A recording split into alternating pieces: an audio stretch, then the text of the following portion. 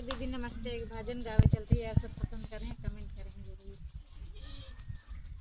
बाबा ले चला हम काया पानी नगरी, पानी नगरी हो या पानी नगरी।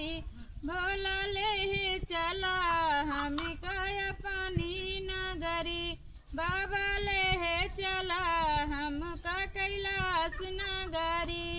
भंगिया लायऊ बैधा तुरवा लायऊ बे, भंगिया लायऊ बैधा तुरवा लायऊ बे।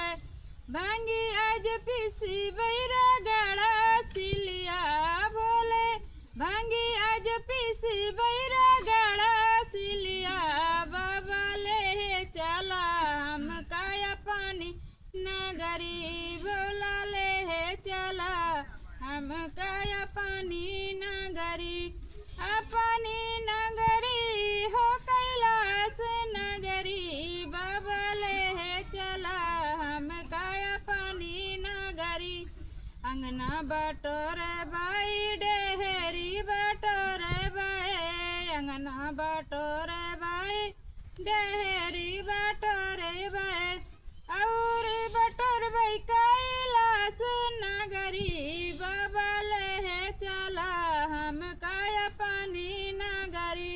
भोला ले चला हम काया पानी नगरी।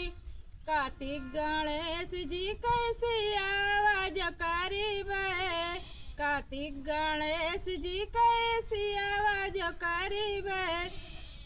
गौरा जी के धोई सुखैबे चुनरी, गौरा जी के धोई सुखैबे चुनरी।